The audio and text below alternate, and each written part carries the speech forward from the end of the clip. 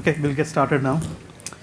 Good afternoon, everyone. It's great to be here with you in New York City, and special thanks to the folks who are on the live stream. Again, thanks for attending this session. So by the way, I'm Anil Kumar. I'm a principal product manager at Couchbase. I'm responsible for Couchbase server product. Okay. So, give me 1 second. Sorry. Okay. Cool. So I'm Anil Kumar. I'm principal product manager at Couchbase. I'm responsible for the Couchbase server product development, product roadmap, positioning, messaging, and collateral. Along with me, I have Ravi Yadav, who is from Mesosphere. He's a technology partnership lead and ecosystem development, right? We have a strategic technology partnership with Mesosphere, and that's the reason we have this presentation which talks about how we are working with the Mesosphere. So here's the agenda. So I'll kick off the session with talking about first thing what most of the people are concerned about is like what are the real benefits of running on the containers, and why Couchbase is a good fit for running on the containers. And what are the benefits of running Couchbase cluster on the orchestration technology, like DCOS or Kubernetes, right? So I'll turn over to Ravi, who's going to give a quick overview of Mesosphere, and then he'll talk about the integration we have been working together, and also a live demo of this integration itself.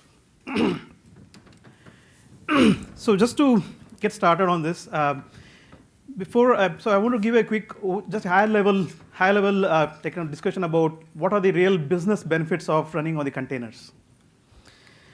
So DevOps love it because it fits into the philosophy of the continuous delivery, because everything in the container world is the container itself is the smallest unit, right? So if you want to push a new version of your application, right? You can basically put a new version. If things goes well, you can push to the whole cluster. If things doesn't go well, you can revert it back, right, without impacting your application. So the idea is like the impact of the whole push, going to the next version or continuous delivery itself is low impact and low risk. Whereas in the past, you had a monolithic application, and if you want to upgrade to the next version, it's a high risk and high impact, right? So the second thing is you build once and then you run it anywhere, right? You'll have an exact same copy of your full application stack, including configuration, which is on your development machine. It's in your test environment, also in your production environment, right? So there is a very low chances of misconfiguration. In some sense, like whatever you're running on your development, on your test, is going to be on the production, right? So it will be the same full application stack with the configuration, with the exact same version numbers of libraries and stuff, right? So the containers by design are lightweight, right? So by design they are lightweight. So because they are lightweight, you can instantiate like hundreds of containers in an instantaneously, right? And if you don't need the capacity, you can kill those containers, like you can destroy them instantaneously. So it gives you a lot of this flexibility of easy scalability. You can add hundreds of containers when you need more capacity and kill them and destroy them, right? So you can basically scale them up or you can scale them down, right? The next thing is isolation. One of the best part of running in the containers is the isolation, right? So the whole idea of like you have, so in this microservice architecture, so you have a collection of containers. So each collection of containers are different services. So when you have so within the same host, you have multiple containers. They are all isolated from each other, right? So which gives you a lot of flexibility, which is like when you want to upgrade to the new version, or if one container dies, it's still like, your entire application is running fine, right? You can have redundancy, like you can have more containers running. So in case if you lose some containers, you will still have availability. With orchestration, now when, like for example, like DCOS or Kubernetes, what they do is like you can set the replica count, or you can say, I need to have 10 containers running at any point of time. So when they lose containers, and containers because of their nature itself, because by design they are lightweight and they're not like a full VM or full operating system, so they will die. So when they die, your orchestrator will bring them back. So it will recreate those containers, either on the same host or on a different host. So that's from the high availability perspective. Performance, again, unlike VMs, again, as I said, containers are very lightweight. So performance is really not performance is not really impacted. In some sense, when we did before we production certified container for Couchbase, we ran a YCSB testing to make sure that whether the performance will be impacted for running Couchbase on the containers. So one of the results I can share with you is like when we looked at the performance-wise, there was roughly around 5% of degradation when we do the write operation, but read operation in fact was better on the containers. So because it's lightweight. All right. So before I go there, so now let's look at why Couchbase is a good fit for containers, right? And I'll get to the one question which is still lingering around is like, is it a good idea to run a database on the container or not? So we'll get there. So before that, I want to talk about why Couchbase is a good fit, right? So you saw in my previous slide, I talked about isolation. I talked about distributed, lightweight. I talked about easily scalable and highly available, right? So containers have actually transformed, right? So they have basically giving you all this flexibility. They're giving you all this stuff. So in the database, what we are doing is something similar to that. So if I tell you that Couchbase is a shared nothing architecture, it's every node in Couchbase is an identical node. It's a peer-to-peer. You would be like, no, there are other databases with a similar architecture. But if I tell you Couchbase has modernized its architecture, now it has a microservice architecture. What I was explaining earlier about was, when you have a microservice architecture, you will have a collections of containers. So each collection is for a different workload, and so they are isolated in some sense. In Couchbase, what we are doing is something similar to that. We have broken down the actual database workload into separate collections itself. So for example, we have a data service, we have an index service, query service, and we are introducing search in 5.0, which was announced this today. Right? So basically, we'll have, and the reason when we have this isolation between this workload, what it gives you is the flexibility. You can scale independently any of these containers, right? So for example, data is best suited for scaling horizontally, whereas you can scale your index and query vertically because you need more horsepower, right? So this gives you all this flexibility. Like when you separate this workload and something similar to what collection is doing, you can scale them independently. You can have flexibility in terms of when I want to upgrade in my cluster, I can start upgrading the query service, index service, or data service, right? So it's all, without impacting any other workload. Let's say if you have a long-running query and which is hogging your CPU, right? It's not impacting your index service. It's not impacting your data service. So it's kind of isolated, right? So that's the flexibility from the what we have is called multi-dimension scaling, which is more modern architecture. Yes, go ahead. Yeah. Yes. So just from my understanding, right, in terms of containers and the relationship with microservices. Right. So what you're saying here is one container. Mm-hmm. It's the relationship between a container and a microservice is one-to-one, but the other way around it must be. Yes. So when you have one container should only run one microservice. You can't run more than one microservice on the same container. Is that what? So the idea is like what they do is, basically you have a different. So you have a collection type of collections, right? Like connectors, containers. So let's say this container. I'll take an example of this. Right. So we have a collection of data service containers, right? So this is isolated from your query index, and so when you put together all these are all the services which is running in your cluster, right? So basically, you have a data service which is independent from your query, index, and search, right? When I put this in the container format, so basically I can have a collection of data containers, collection of query containers, index containers, and search containers, right? So they all.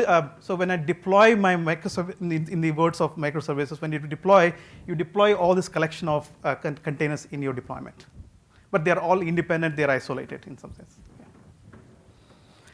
Okay. So all right. So with the last, so in the past year, what we have done is like basically I talked about why we are a good fit for containers. So one thing which we realized is like a lot of our customers, enterprise customers, at that time last year, were evaluating whether to deploy on the database Couchbase on the containers. So we knew that eventually, like all these enterprise customers are going to start start deploying or at least experimenting on the containers.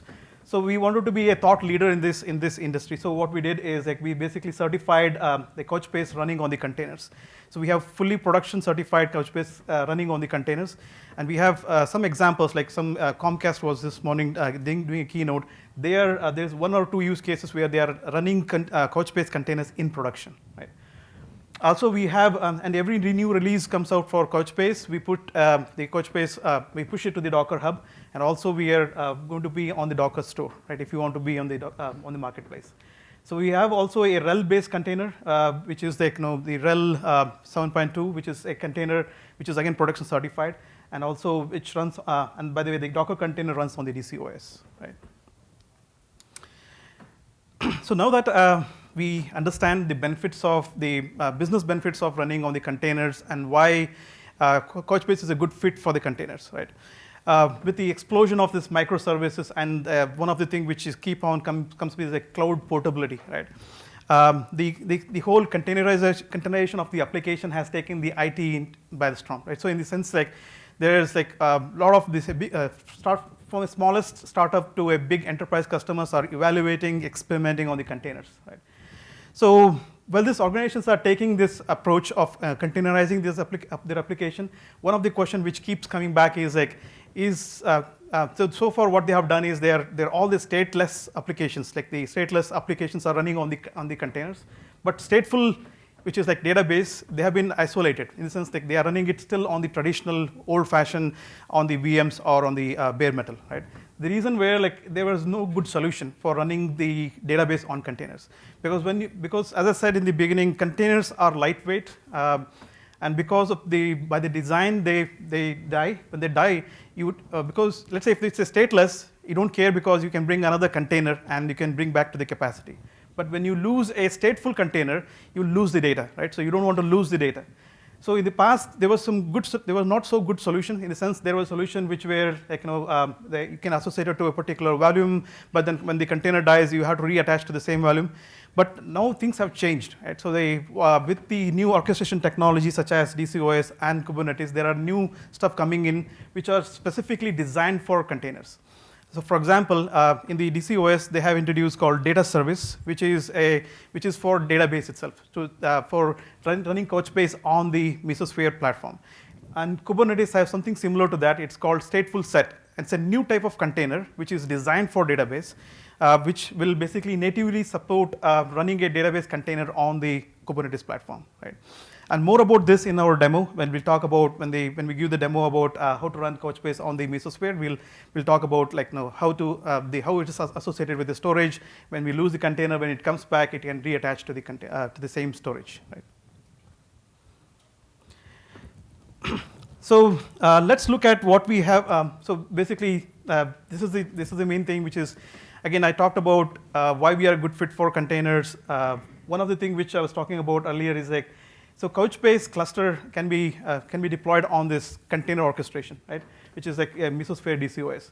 What it provides, the DCOS provides, is a full lifecycle management of the Couchbase cluster, right from deployment, from placement, security, scalability, fault recovery. Everything is like taken care by the DCOS, right? And also, as I was mentioning about the stateful data service, which is a brand new thing in DCOS. Which is basically a good solution for running a database on a container, right? So what it provides is like it simplifies this whole storage management. And again, as part of the demo, we'll show you how we associate the Couchbase container to a particular storage, right? So before I turn out to Ravi to talk about the Mesosphere, I want to talk about this common customer. The reference customer in this case is the Verizon Lab. They are developing a IoT ThinkSpace application, which is getting deployed in Mesosphere, and which will be powered by Couchbase, right? The typical requirement in this case where like they wanted a real-time analytics, support 3 Vs like volume, variety, and velocity. They had a fine nines of SLAs for across their data centers, like they have active data centers. Ability to receive the real-time notifications, and also the biggest goal was decrease the time to the market, right? So these are very common requirements. Again, the same challenges any enterprise customers face, right? And on this side, we have the solution, which is like and we talked about this morning. Couchbase is a engagement database, and which has all those technologies which can fulfill those requirements, right? So combination of Couchbase and again the technologies we have, which is XDCR for like active replication. We have the high performance and stuff. This along with the Mesosphere DCOS data service is what like the solution they are going with, right?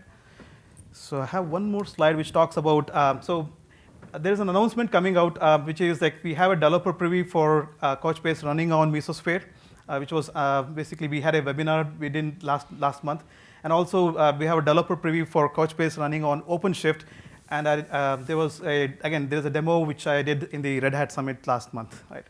So, and these are the technologies we support. So Mesosphere DCOS OpenShift Enterprise, which is based on Kubernetes 1.5, right? Right. So this is for you, sir. Thank you. I probably won't need this. Yeah, thanks. All right, let's start with some questions. How many of you have actually heard of Mesosphere and or DCOS? It's around 10% of the room. That's good. You probably won't find any mistakes with my presentation. And has anyone ever attempted writing a stateful framework for any of the orchestrators? By stateful framework, I mean something like a database running on Kubernetes or DCOS or any of the platforms you have. Brave guy. All right. So we're going to talk a little bit about that. And so I like to start off with this quote. And I have a couple of marketing slides, so please forgive that. Several years ago, Mark Andreessen argued that companies in every industry need to assume that a software revolution is coming, and every company would become a software company over time. So today, we see that companies like booksellers and video services and music companies have all become software companies. So I think everyone really understands what that means now, and software is being used to disrupt a broad range of industries. So in recent years, businesses, users, and apps that power their engagement have become increasingly connected. So nearly everyone carries connected devices, cell phones, or tablets, and more at home. So additionally, vast quantities of data is being added or is being generated with the activities that we are engaged in with the IoT devices. So on average, people have around 13 connected devices in their household. So in this always connected world, these devices are creating growing streams of data. So this creates a lot of exciting opportunities for companies to build new applications and connect with their customers in new ways. So nearly all the companies we work with are looking to build more applications more quickly to better engage with their customers. So they also want to leverage the data that they are collecting on user engagement and use that for operational metrics and do that in a cost-effective manner. So in this always connected economy, software really is the business. So what does that mean for companies? Well, it means you need to build more applications. So everyone has to continue to work with the customers and connect to the customers in a meaningful way and deliver value. It means that you need to innovate faster because you're not the only company out there that knows that customers are expecting more with the streams of data that you're adding.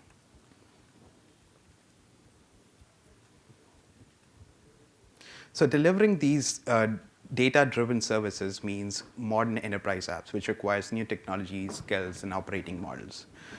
This can be very challenging for most enterprises, so a lot of value gets left on the table. So a recent study by McKinsey found that of all the data captured from around 30,000 sensors on a modern oil rig, less than 1% ever gets used in decision-making or improving operations.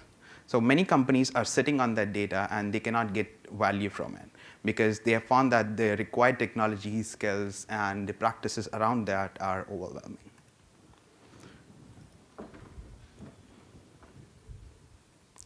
The transition to cloud has helped companies quickly get access to platform services or to get the building blocks in place to build these business apps. So things like container orchestration, CI/CD platforms, and a broad range of data services are some of the examples that these platform building blocks provide. Companies can use and pay only for the platform services that they need from a catalog and not worry about how those platform services are being run, which means that they don't need to become experts at these services. And cloud certainly provides elasticity and scale for these services. But the challenge with building everything in cloud, however, is that companies find themselves tied in or logged in into one service provider. Snap, the company behind Snapchat, recently issued their S1 ahead of the IPO, where they shared some of the key business risks. So of the 500 million annual loss, around 400 million is part of their commitment to a single cloud provider. Using cloud services is not inherently bad, but in Snap's case, they have built their application against platform services that are unique to one single cloud provider. This means that if the provider changes prices or decided to retire certain platform services, Snap would be at risk since they have no alternatives. So there are several factors to consider. So thinking about where is your customer data. So if it is managed intentionally, or they're dictated by where a development team has just decided to build their apps. Things like how you would control your IT strategy and the challenges around that. So this is where Mesosphere DCS comes in.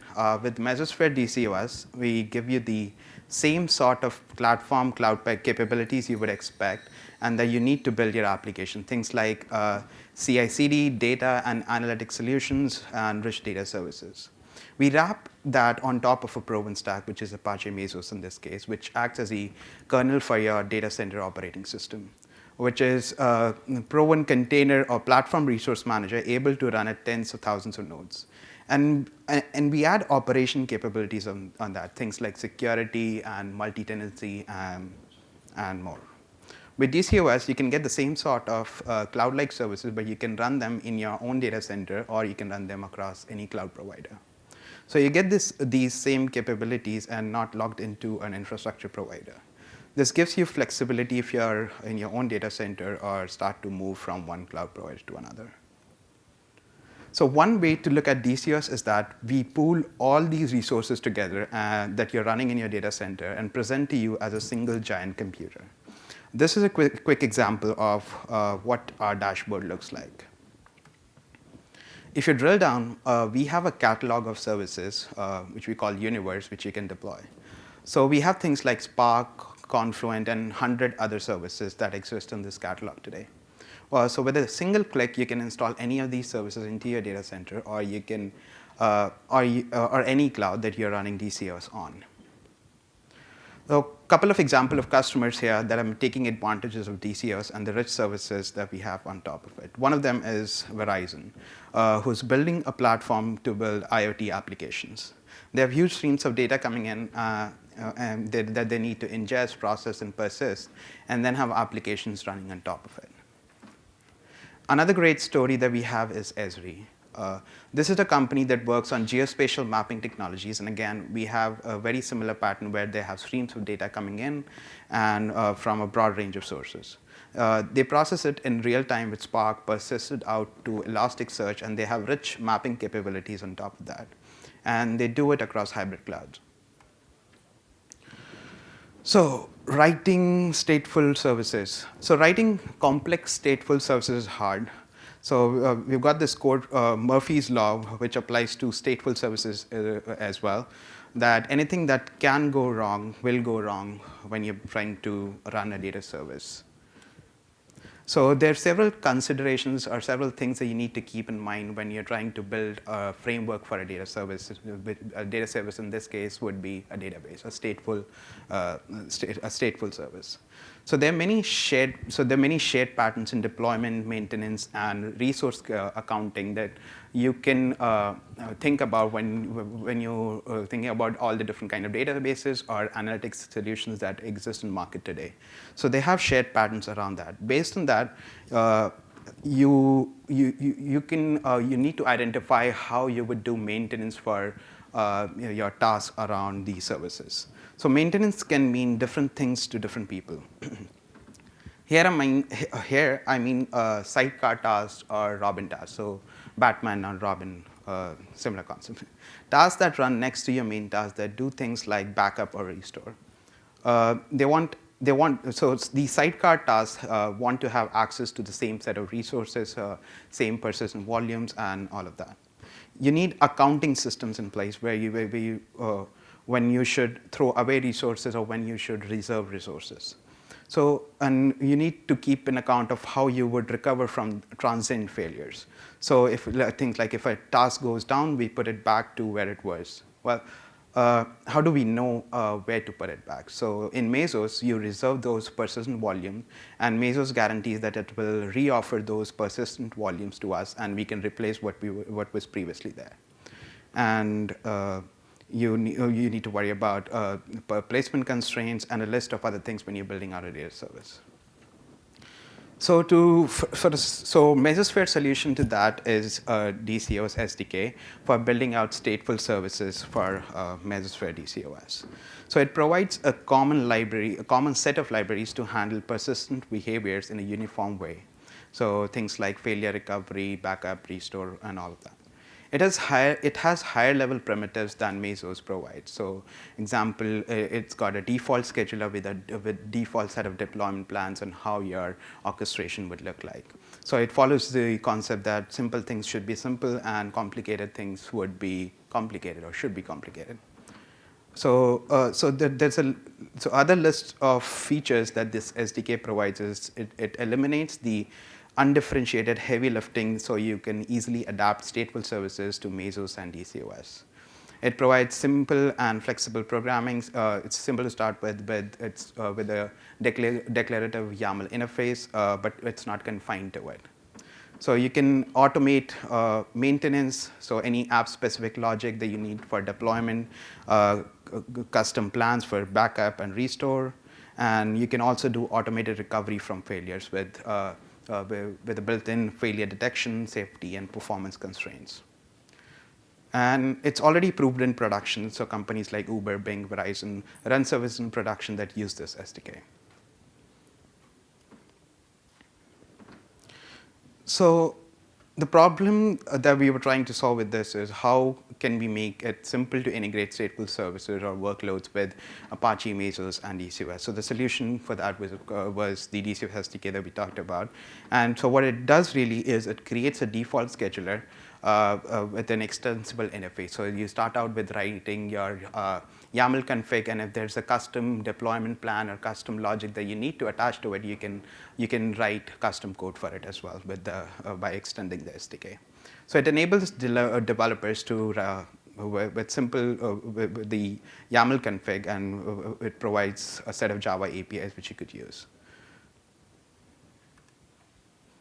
So if you look at this pyramid, at the top of this is where we focus.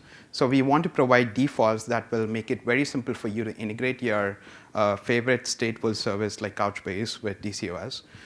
This layer enables you to use a simple YAML to launch a service and customize certain aspects of the behavior, including parallel or serial deployment. So for example, if you're trying to run something like HDFS, then all you need to worry about is think how you want the deployment logic to look like. So you want the name node to come first, then you want the data nodes to come together, deploy in parallel. So you need to think about this deployment logic, and you can define that in the YAML interface. So if you have custom requirements, you can build your own plans. For example, a custom recovery plan for complicated failure remediation. If you don't, so it comes with a set of predefined plans. If you don't like those plans, but want to use the offer evaluation, state storage, etc., that comes with the SDK, you can compose these together to form your own scheduler from scratch. There's also a fourth option to write your own scheduler that's entirely from scratch. That is not covered here. And this is the same thing. I'm going to skip a couple of slides in favor of the demo because we've got a 10-minute warning. That's just an example of what the how the SDK behaves, what the interaction looks like. There's a concept of source configuration and target configuration, and all it needs to think about, what it's based on is a goal-oriented design, where you think about a target configuration that you want to reach, and you put the steps in place to actually reach that configuration. So that's how this things like upgrades or backup and recovery, all of this works on goal-oriented design. And it's time for the demo. That's it.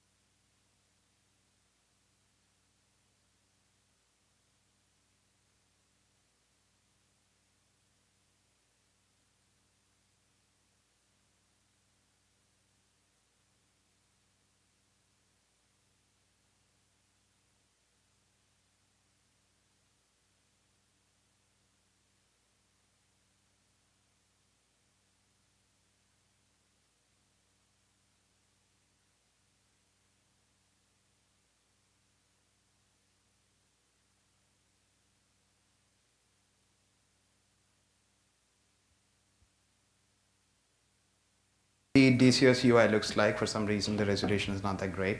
So when you open DCOS, this is what it actually looks like. You see the CPU allocation, the number of shares that are available, memory and disks that are available. And inside the UI, there's something called Universe, which is the service catalog that I was talking about. So you can go ahead and install any of the services that exist here today, things like Spark, or in this case, we'll try and install Couchbase. So if you click on Couchbase and click on Install Package, you would see a default, an option for default install and advanced installation. Yeah. So it has got all the config parameters attached to it. So if you go and see the Couchbase tab. So just want to make one point here. So I was talking earlier about the different collections, which is a collection of containers.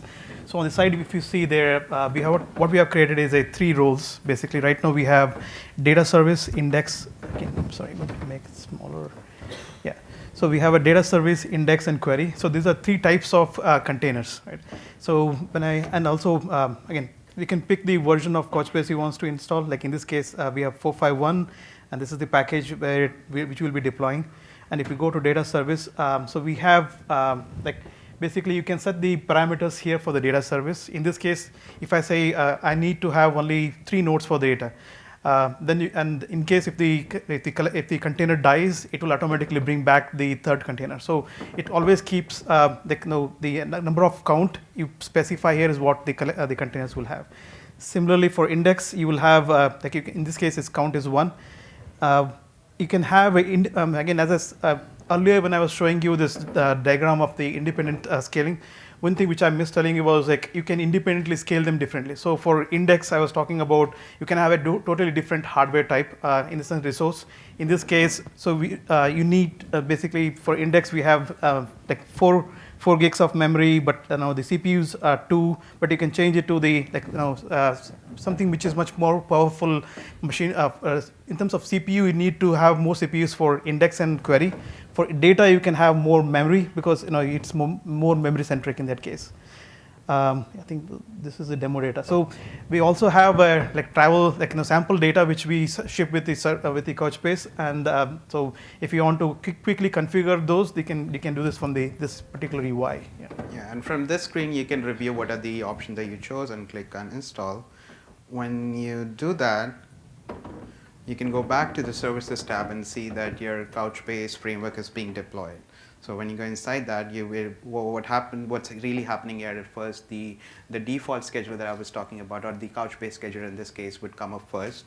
And from here on, it's the scheduler's job to decide who are the next node who should come up. So once the scheduler is up, it will bring up the data nodes, then the index nodes, and the data nodes as well.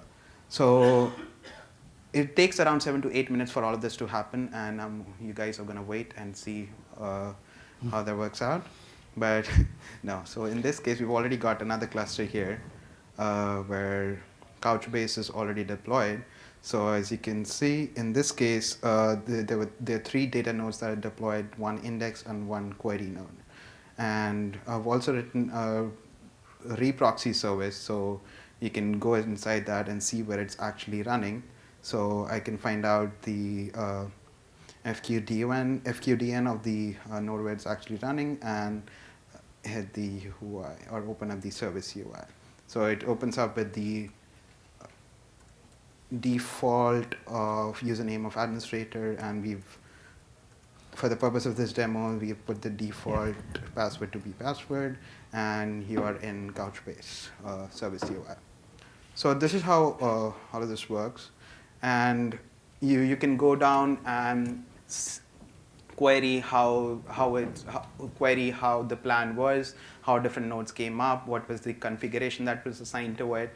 You can kill any of the nodes at random, and it will come back on the same nodes because they're persisted out on single volumes. Then you can scale up horizontally or vertically, and a couple of other things. And just for the sake of time, we'll wrap that up. So basically, just to highlight, so we have auto scaling, auto recovery, and also one thing which I want to mention is like, let's say, so we have a new version of Couchbase, which is, we released 5.0 beta today, right?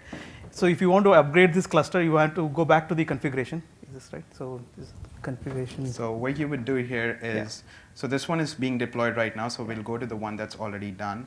So let's say you wanted to upgrade it. So what you would do is you go to this, you go to the Couchbase tab, you'll click on the edit config here, and all the config for Couchbase was defined as environment variables. So you can go and update the, let's say you wanted to update the pod count for query service. So you can do that from 1 to 2, and what the scheduler would do is it will restart the scheduler, and now the scheduler knows that it needs 2 query pods. So it will go ahead and bring up the second one as well. So, and it also does in-place upgrade. So in this case, if you see here, it's running 4.5.1. So if you want to change it to the latest 5.0, so all you need to do is just change the installer location, and it will, again, the same process.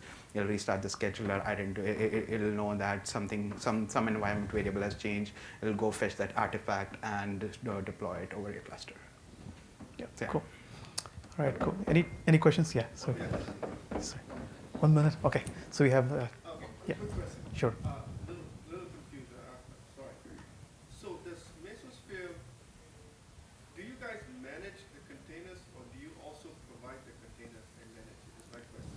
So when I use Mesosphere, I'm using Couchbase. Do I still need to put Couchbase and say, oh, I'm going to run it on a Kubernetes container, and now Mesosphere is going to help me manage it? Or if I use Mesosphere, you guys also provide the container for me. Is where my confusion?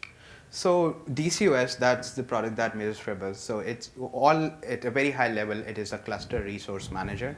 So whatever kind of workload that you want to run on top of it, you can do that. So if you want to run a Docker container, you can do that. And Mesos has something called, so Mesos. If I use Mesos, I still have to use a container provider like Docker or Kubernetes. Am I right? Sure. Yeah. So you just manage the containers. Yes. You don't provide the containers. Yeah, it's a resource manager. So any kind of resource is, that's what it manages, any kind of resource. And we can talk more about it after the presentation. So it's a platform as a service, right? So it's container orchestration technology. It's container orchestration, okay. No, you don't provide the container, you help me orchestrate. Right. I get it. So the what they're going to get is like the image, the container Couchbase image, which is going to get deployed on the on the platform. Any other questions? Okay. Yes. You mentioned stateful data services. Yeah. Can you talk a little about that? You said it's a hard problem, you got to solve it. Describe exactly how you solve it. So so we use Mesos as the underlying technology for managing what that data, how that data service should behave. And on top of that, we've written an SDK, which we call DCOS Commons, which abstract all of that logic behind it. So for example, you're running a data service in something like Couchbase. So you need to worry about a number of things on how it would behave when you're running it on a cluster. So things like backup and restore.